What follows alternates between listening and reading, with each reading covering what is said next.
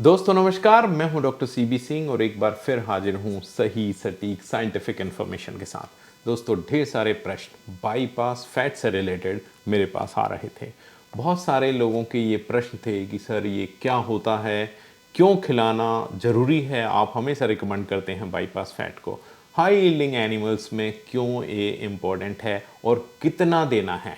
तो दोस्तों सबसे पहले तो मैं आप लोगों को बता दूं, हाई यील्डिंग एनिमल्स मतलब 15 से 20 लीटर से ऊपर दूध देने वाले पशु हैं, उनको हम हाई यील्डिंग एनिमल्स बोलते हैं।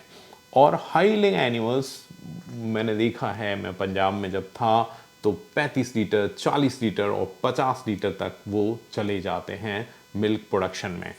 उनके साथ एक ही प्रॉब्लम आती है कि नॉर्मली जो हम फीड खिलाते हैं उसकी क्वांटिटी हम उतनी नहीं बढ़ा सकते जितनी उनकी रिक्वायरमेंट होती है, और स्पेशली जो एनर्जी की बात होती है तो एनर्जी हो जाती है कम पड़ जाती है जो हम फीड के माध्यम से देते हैं, और दूध के प्रोडक्शन के लिए उनको एनर्जी की ज़्यादा रिक्वायरमेंट होती है। तो ऐसी परिस्थिति में दो ही तरीके होते हैं, या तो वो ग्रेन का पोर्शन बढ़ाएं लेकिन वहाँ पे एसिडोसिस की प्रॉब्लम आने लगती है, तो उनके पास एक बेहतरीन चॉइस होती है कि वो तेल पिला दें। लेकिन तेल पिलाने से एक सबसे बड़ी जो दिक्कत होती है वो होती है कि पेट में जाकर वो जो रूमेन है, रूमेन में जो माइक्रोब्स हैं और फाइबर डाइजेशन को डिस्टर्ब कर देता है।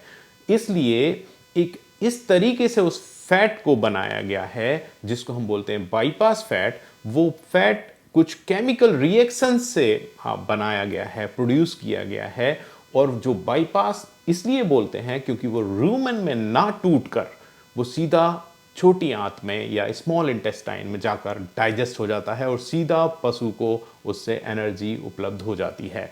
तो इसीलिए क्योंकि वो रूमेन को बाईपास कर जाता है, उसके जो वहाँ का जो माहौल है उसको बिगाड़े बगैर, या जो माइक्रोब्स को डिस्टर्ब किए बगैर या फाइबर डाइजेशन को डिस्टर्ब किए बगैर वो सीधा बाईपास कर जाता है, इसलिए हम उसको बोलते हैं बाईपास फैट, या इसको हम इनर्ट फैट या रूमेन इनर्ट फैट भी हम इसको बोलते हैं। और याद रखिए हाई यील्डिंग एनिमल्स में ये बहुत ही इंपॉर्टेंट है, और ये देखने में आया है कि बाईपास फैट खिलाने से, ये ट्रायल्स में सामने आया है, साइंटिफिक ट्रायल्स में ये सामने आया है कि जिन एनिमल्स को बाईपास फैट खिलाया गया है उनमें 5.5% से 24% तक दूध के उत्पादन में वृद्धि हुई है। 5.5 मतलब 5.5% से 24% तक की उनमें इंक्रीज मिला है मिल्क प्रोडक्शन में।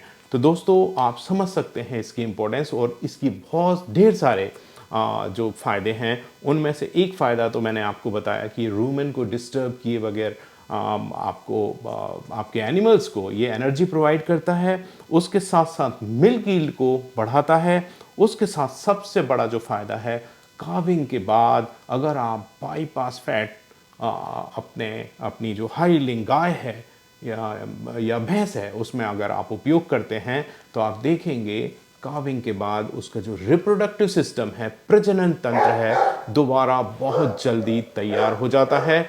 और जो एनिमल काविंग के बाद जो लंबा समय ले जाता है कई बार हीट में आने में, वो जल्दी से हीट पे आता है, जल्दी कंसीव कर जाता है, जिसके कारण आप देखते हैं कि जो इंटर काविंग पीरियड है वो बहुत कम हो जाता है। तो दोस्तों रिप्रोडक्टिव सिस्टम के लिए भी ये वरदान साबित होता है।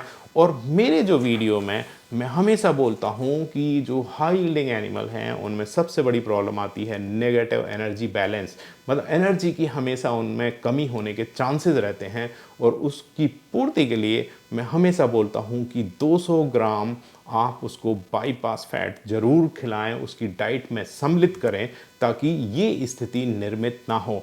क्योंकि नेगेटिव एनर्जी बैलेंस होने के बाद आप देखेंगे मिल्क प्रोडक्शन का जो पीक है वो भी आपको नहीं मिलता, साथ में मिल्क प्रोडक्शन में अचानक से ड्रॉप होने की संभावना रहती है, और उसकी जो बॉडी है, जो बॉडी कंडीशन उसका स्कोर है वो भी मेंटेन नहीं होता, वो अपना बॉडी वेट को लूज़ करता है एनिमल। और आपने हमेशा देखा होगा कि जो ज़्यादा दूध देने वाली गाय है वो अचानक से अपना वजन कम करने लग जाती है, क्योंकि जो न्यूट्रिएंट्स हैं, जो पोषक तत्वों की जो आवश्यकता है, वो अपने शरीर से पूरी करने लगती है।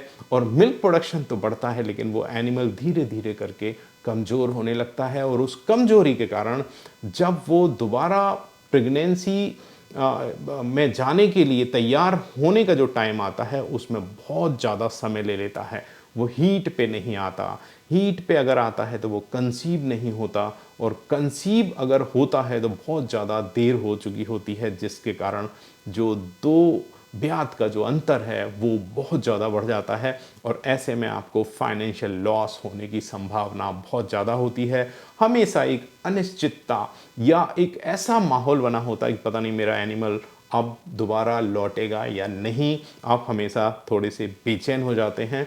इसलिए मैं हमेशा बोलता हूँ कि जनने के 21 दिन पहले से आप इसको स्टार्ट कर दें। 200 ग्राम पर डे पर एनिमल, 200 ग्राम, और इसको चलने दें जब तक वो पीक में रहे। जनने के करीब करीब आप 90 दिन तक जनने के बाद इसको उपयोग करें। दोस्तों, मैं हमेशा बोलता हूँ कि जो नई जो न्यूट्रिशनल टेक्निक्स हैं वो बहुत ज़्यादा रिसर्च करने के बाद आप लोगों तक पहुंचती हैं। जैसे चिलेटेड मिनरल्स हैं, बाईपास फैट है, बाईपास प्रोटीन है। इनके बारे में आप जितना समझ सकते हैं समझिए, ताकि आपका जो एनिमल है, जो जो अधिक दूध देने की क्षमता रखता है, उससे आप ज़्यादा से ज़्यादा दूध का उत्पादन ले सकें और उसकी हेल्थ भी बनी रहे। तो इसके 3 बड़े फायदे हैं। एक तो है मिल्क प्रोडक्शन, दूसरा है रिप्रोडक्शन, और तीसरा हेल्थ भी ये मेंटेन करता है। तो दोस्तों, मेरी बात को समझिए। अगर रूमेन डिस्टर्ब हो गया तो सब कुछ डिस्टर्ब हो जाएगा उस एनिमल का। इसलिए उसको डिस्टर्ब किए बगैर अगर आप उसकी एनर्जी की पूर्ति करना चाहते हैं, तो मुझे ऐसा लगता है कि बाईपास फैट एक बेहतर विकल्प है।